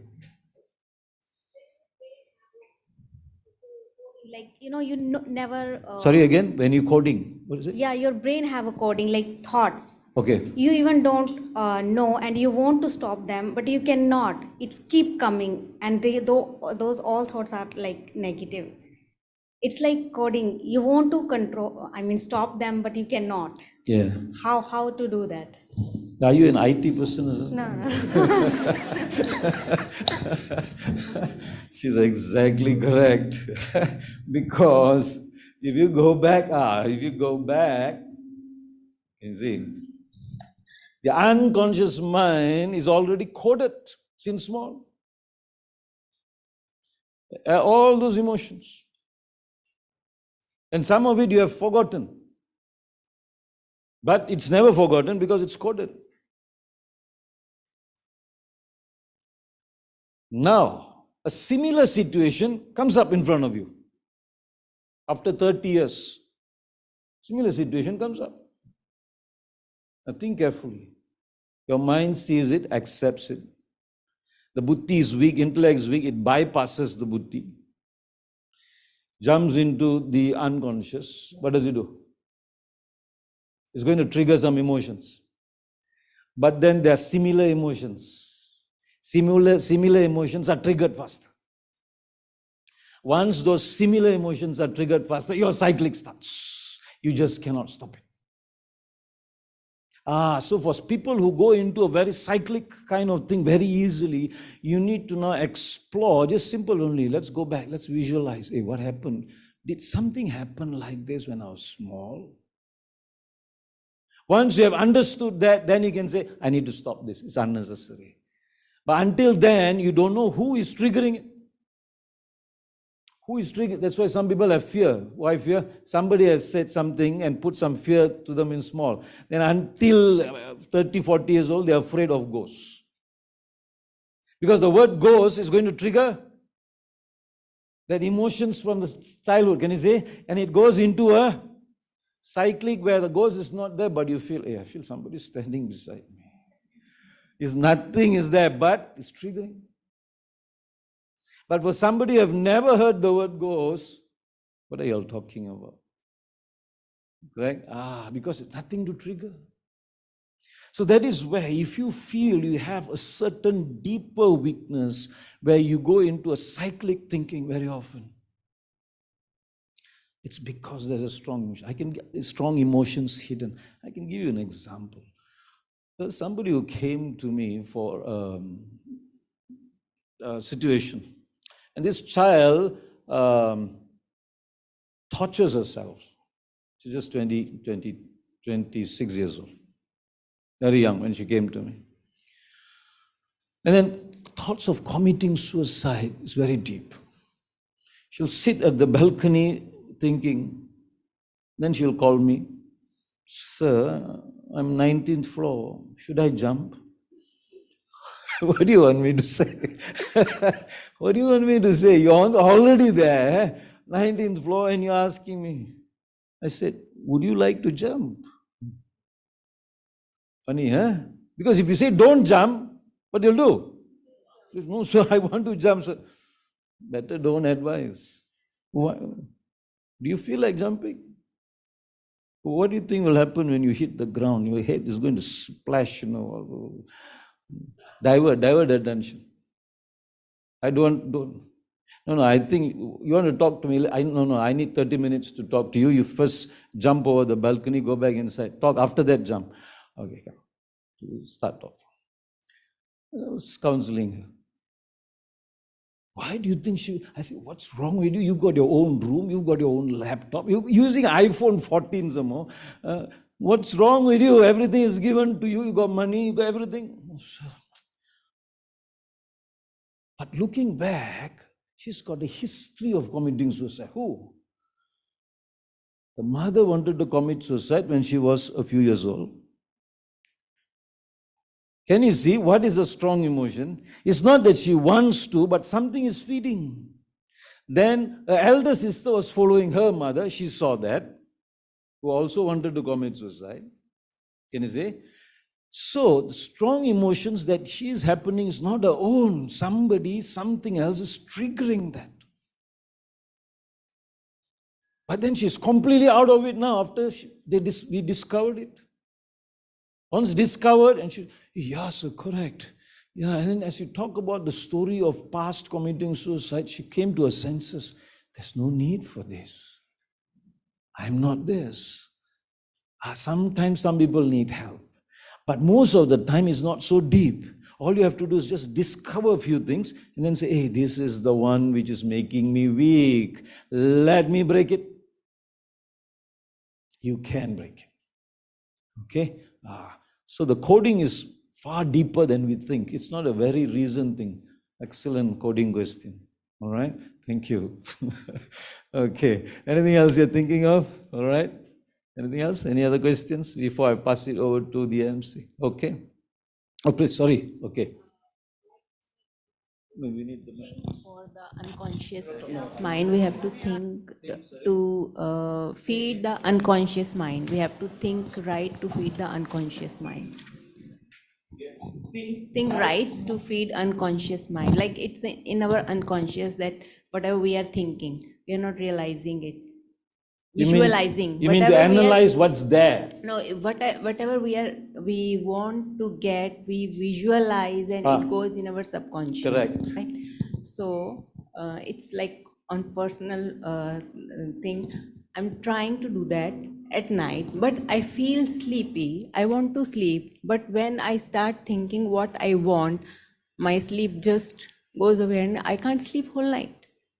So, so now we have to like focus on our breathing, or we have to change the timing of the thinking. So she is saying, I want to sleep, but now when I start thinking, my sleep is gone. No, when you're about to sleep, the purpose is to have deep sleep. You don't trigger further. We need to close the account and say, tomorrow morning. So you see, as you're sitting down, as you said, certain thoughts will come. Don't entertain, just highlight. Oh, good, this is a good point. Okay, good point, good point. I've got 3 good points to think tomorrow morning. Right now, I'm going to put it aside. Don't entertain because it will become very interesting and then you lose your sleep. Because sleeping time, the aim is to go deep sleep. Deep sleep is very necessary as you grow older. Because the healing of older people are slower. Younger people, the healing is faster. So if you have a bad, terrible sleep, disturbed sleep, once you wake up, the chemicals in the body changes. And once you sleep, the chemicals are different. So older people need to look after yourself, go into deep sleep, right? For healing process to become better. Okay. So we need to stop there at night. But highlight, because sometimes nice points. So then what you can say, you program it, 3 nice points. The moment I wake up, I want to pick this up. Strengthen it. That's possible, right? Okay, good. All right, okay. Sorry? Mobile phone can be a disturbance, correct. Okay. Yes, please, sir.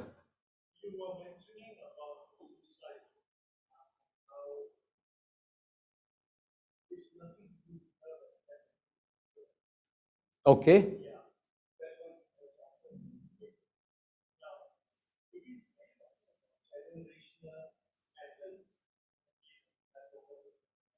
Hmm. Hmm. Uh, no, it has got something to do with her, definitely. So, although it's generational, although it's happening in the mother and then sister, but she was in a very helpless state, which made her pick that up and learn it. But she has a choice. She had a choice to learn or not to learn. She could have stopped it. This girl who was trying to commit suicide. His question is, this girl who was trying to commit suicide, is it because they came from that particular family who's got a history, that's why she also got carried away? But generally, sometimes, if let's say the parents are there and you took away this child, isolate and put them in a good family, it may not trigger. But many years of watching the same thing made it so strong. But there are some scientific studies that genes may control alcoholism and so on. There are. I'm not getting into it. Okay? Now, but what you didn't know also, I'm not sure the Shivani Ben mentioned, very powerful thoughts actually will spread even to your body, and it can trigger certain genes which are opening or not opening. Sorry, I'm not talking. Do you understand what I'm talking about? I'm talking some scientific thing. Inside your cell, there is DNA. You know what's DNA? DNA controls your entire body. Some DNA will have cancer cells built in. Trigger it, they open, you get cancer. Don't trigger it, they stay forever closed. It depends on your vibrations. It depends on your stress level.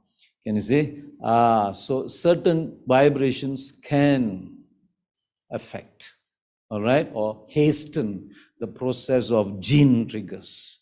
A gene means DNA trigger. Okay, all right, I'm not going deep into that. Okay, anything else you're thinking about? Okay, thank you. A lot of different types of questions. I'm very happy. Okay, thank you so much. I hope it benefited you in some way, all right? Okay, good. Thank you so much.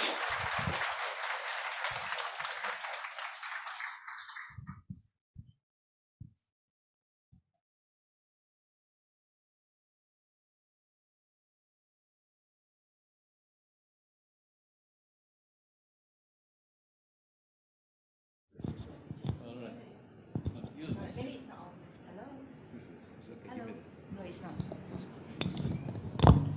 Testing. So all of you are awake? Awake?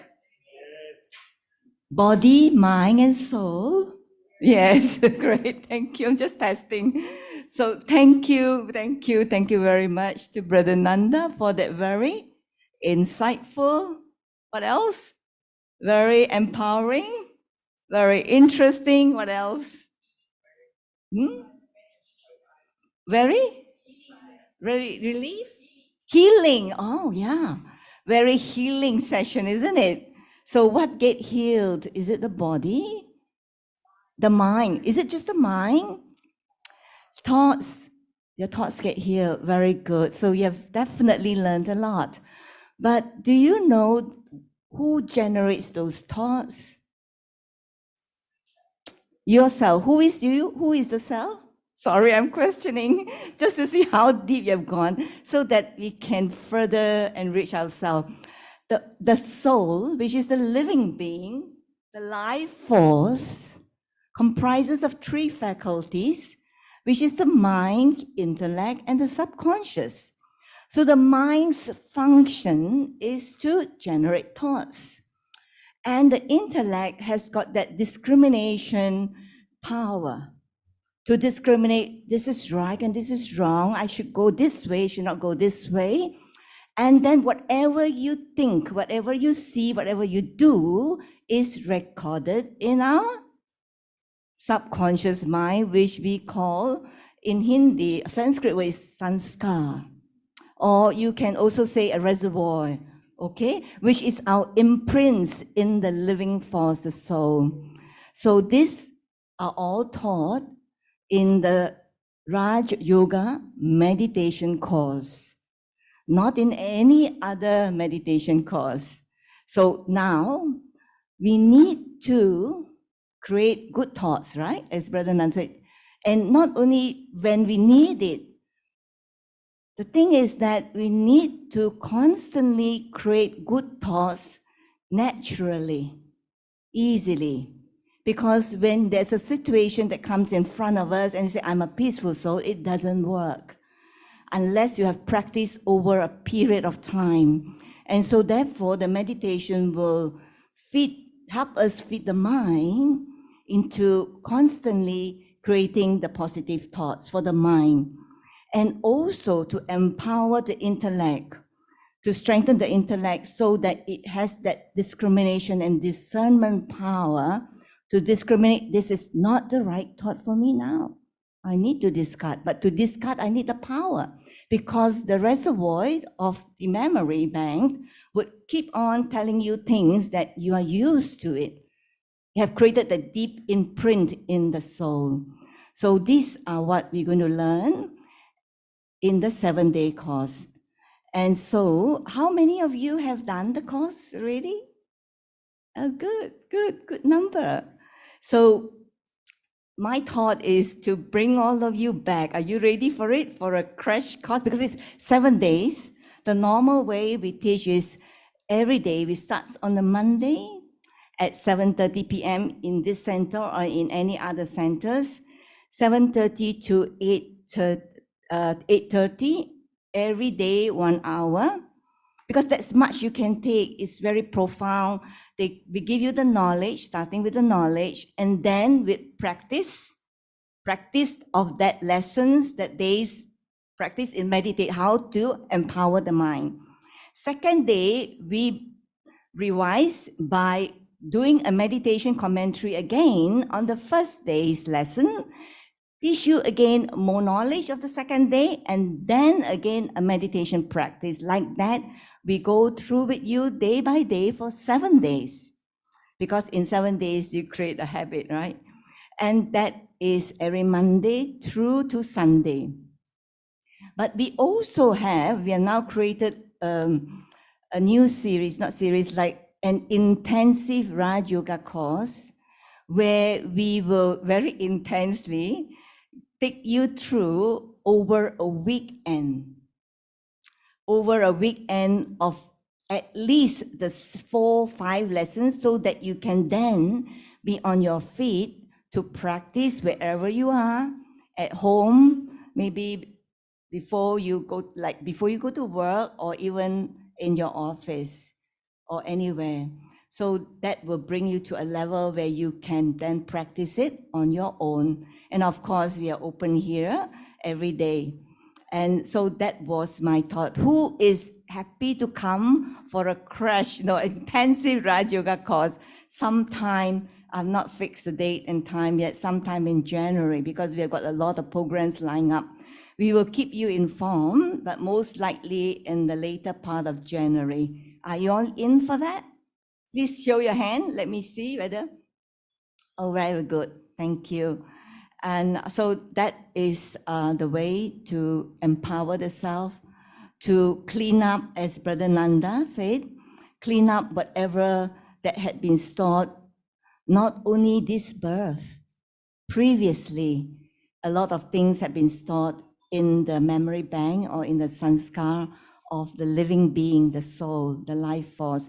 And that's why newborn baby, even from the same parents, have got different personalities. That's the reason, because they carry with them. It's recorded, sometimes very deeply imprinted. And it's not easy for us to decode, as Brother Nanda said, decode and then put in, empower it with the thoughts, with the habits that we want to. It does take a period of time of regular meditation. And so just now we thought of someone else who is our acting chairman to come and share with you the Q&A, but Brother Nanda has done it himself, which is really very beautiful. And so before we end the session, I would like to take you all through a meditation experience.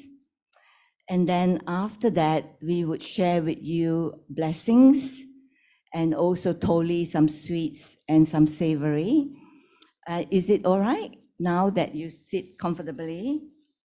And also through one more thing before I do that is that when you came in for the course, for the program in KLCC, or those who did not join, there is a survey that we are trying to find out what you all like and what we can do for you besides the 7-day meditation course. This form, this QR code is pasted at the registration at the front, the door outside, as well as here. I would like you all to take a moment after this to click on this form and open up the link and fill in, not just put tick, tick, tick, what are those courses or programs that you would like to join. We have a variety of them. Some of them I'll just mention, like intensive Raj Yoga meditation. There is one, a residential one at our retreat center in Dankil. There's also positive thinking. I think some of anger management. But you don't have this form, so yeah. You can put it there, so some of them can use this to scan later on, like stress-free living course also we have. Sleep management, 1-day meditation experience, a list of them, 22 kind of different courses and programs, just that you can take more than one, so that we can then plan for you throughout the year, some of those that you all like to attend. Is it all right? Later part of it, as you go back, but please help us by filling up that form. And so now, to finish the program, let's sit comfortably, relax. And yes, you have one question, you have to go? All right, thank you so much for joining. And may I ask, Brother Rajan, you don't mind to give the sister the blessing and whatever that is needed. Sister Gauri, outside the hall here, please. Yeah, as you go out. So thank you so much. Thank you. I know it will take a bit of time because we started a bit late as well. So anyone who is in a hurry to go? No? Okay, good. It's about 5 minutes, this meditation experience, so that you carry it with you as you go back, and also practice it as tomorrow or day after, if you remember those points. Okay, come relax and please sit comfortably, but with your back straight.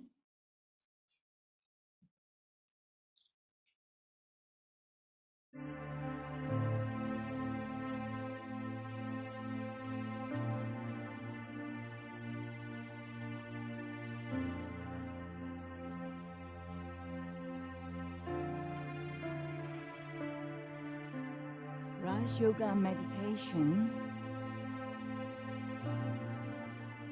is a very easy, a very simple way to meditate.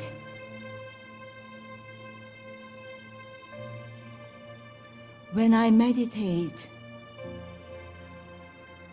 I'm doing something that I do throughout the day.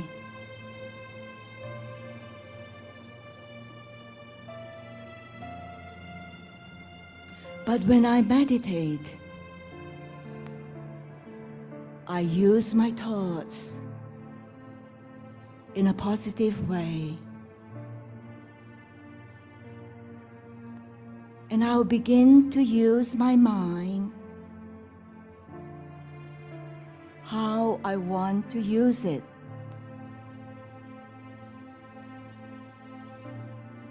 So first of all, I sit comfortably, relaxed, allowing the tension to slip away.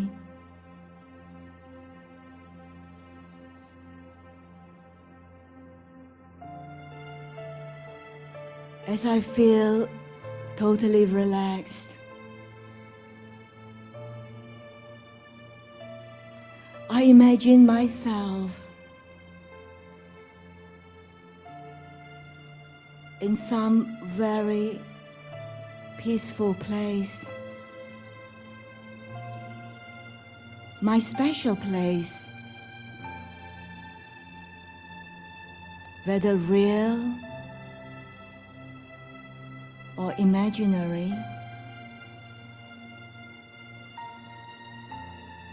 Sometimes I experience this place as if I'm really there.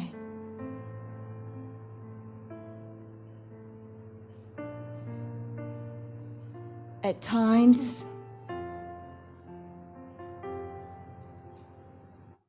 I'm outside my body,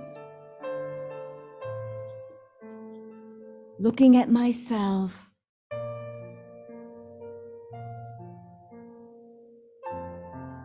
But no matter where is it,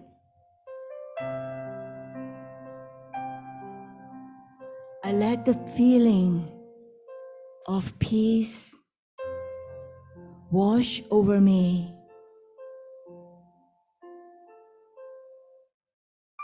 And now I notice that my thoughts seem to be more concentrated and originating from somewhere around my forehead. Around my forehead.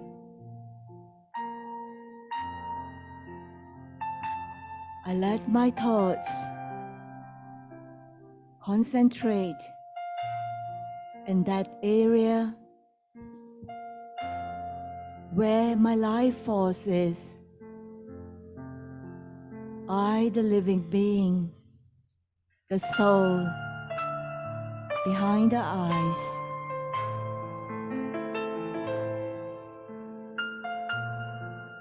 And I focus these thoughts.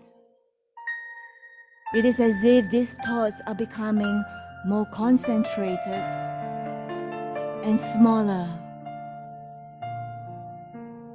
And I become like a little pinpoint of thought energy.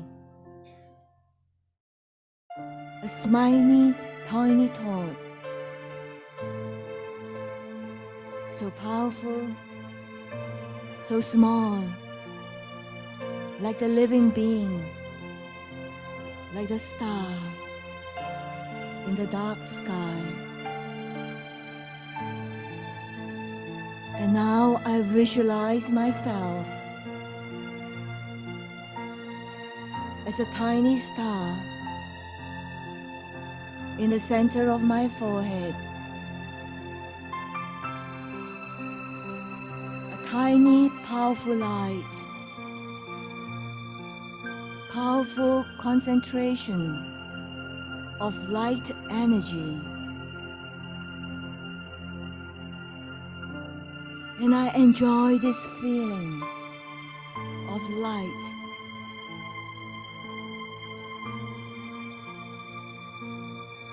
And I begin to wonder what sort of light, what sort of person I am. I know I have many qualities. Maybe not all are fully developed, but they have the potential. They have the potential of all the qualities within me, the soul, a powerful being.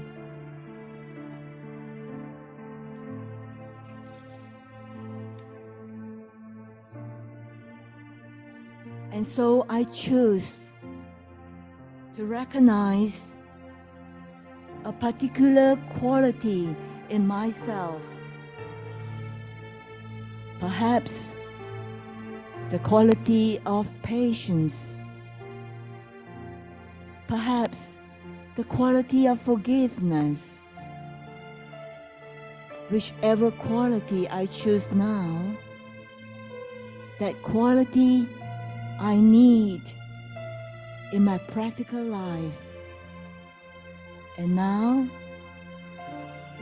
may you just choose one quality you like to reinforce in your life. So for a moment,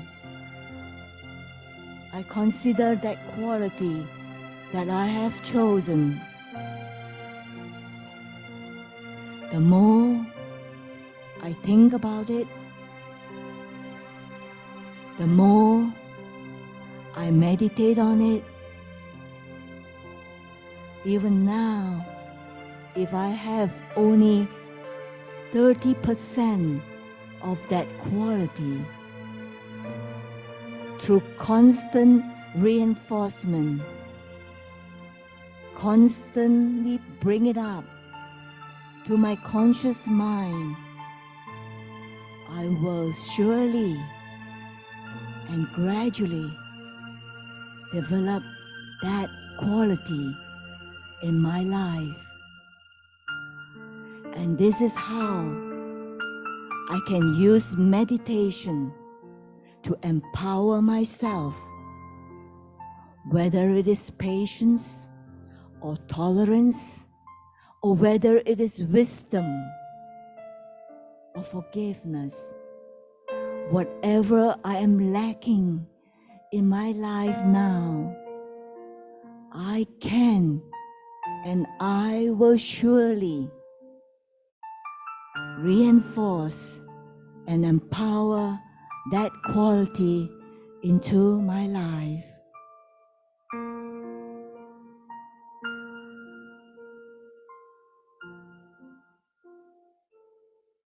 And now slowly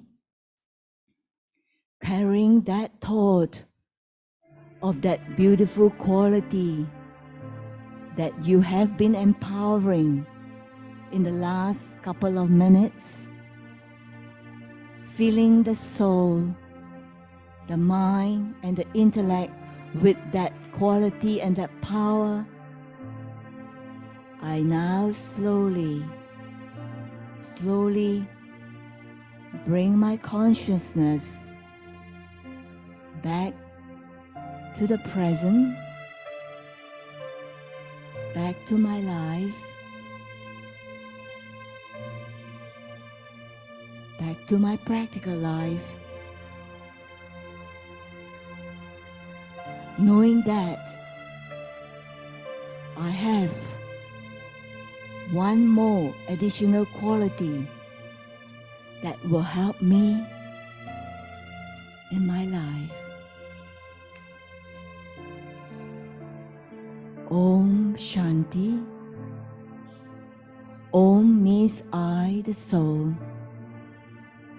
Shanti means peace. I, the soul, am a peaceful being. Constantly remember this point, and it will bring you many, many tremendous benefits in your life. Om Shanti. Thank you, thank you, thank you.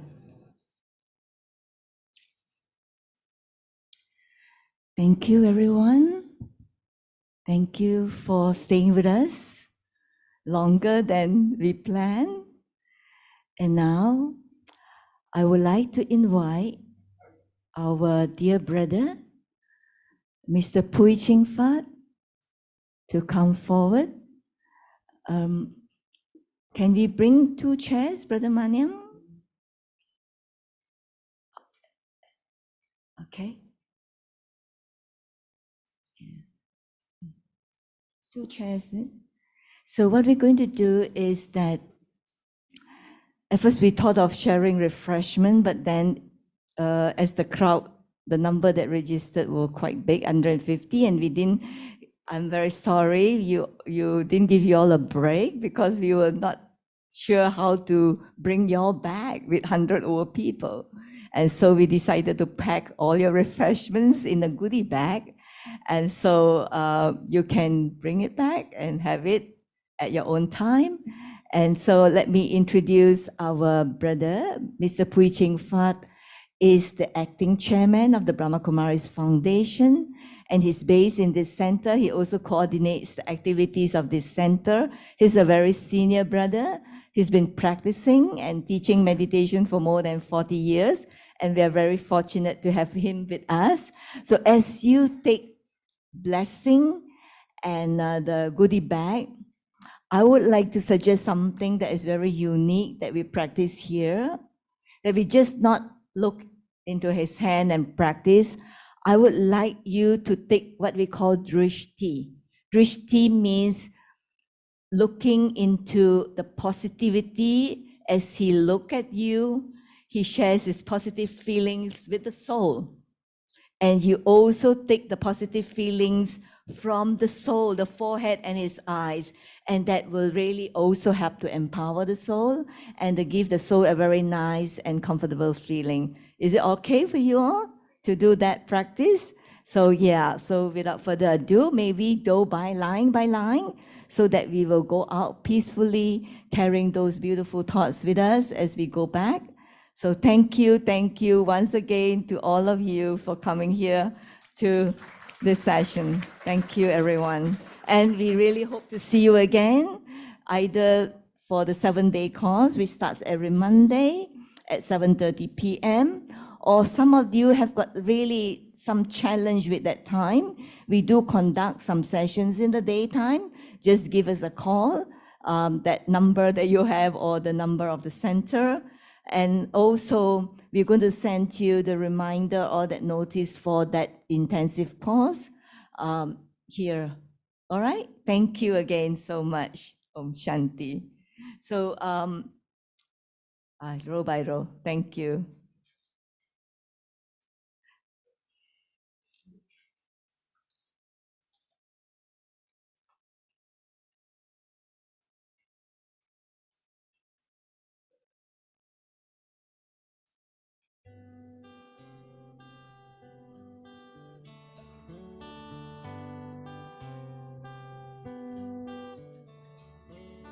Where do I go with all these feelings and all these faces and open doors when everyone else seems so serene and I just feel so insecure? And where do I go when all the pieces of my heart lay on the floor? You say, come into the light, why don't you?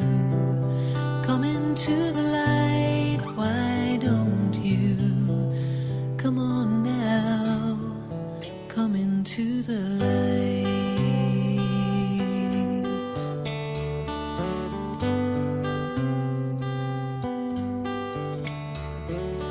Where do I go with all these memories and all these bags filled up with shame?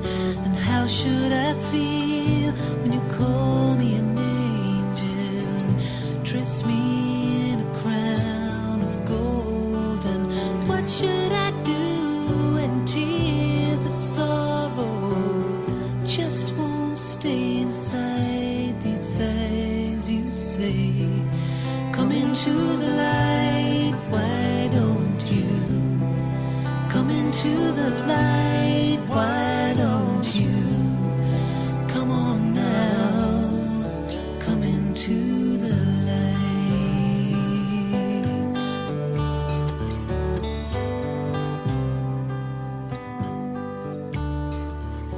What should I do when a gentle hand reaches out to take my own? And how should I feel when tears of joy they just won't stay inside these eyes. And what will I do when I start to love you and really trust and know you're there? You say you'll be in the light where I am. You'll be in the light where I am. Come on now, come into the light. You'll be in the light where I am. You'll be in the light where I am. Come on now, come into the light.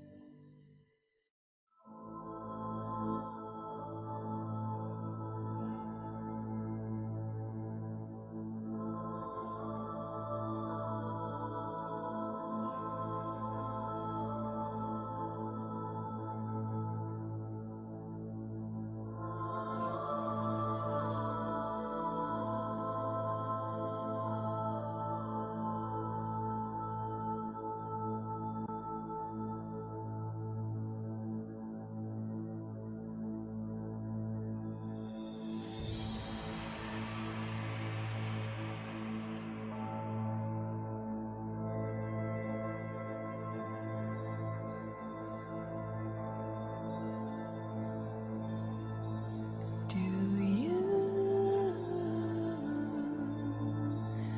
hear me calling you?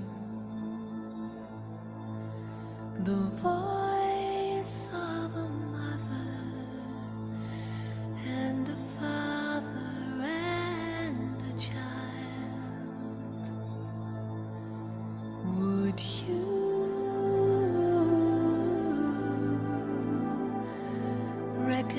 recognize the truth? Do you feel the love that's falling from my eyes? Take just a minute, come and rest here by my side. Let me tell you your own story. Let me walk you through your lives.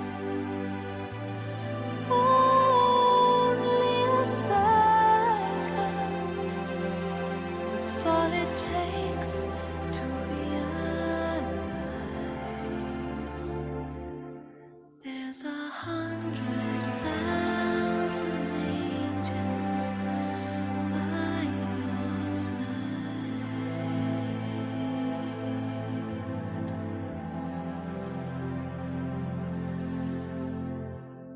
There's 100,000 angels by your side.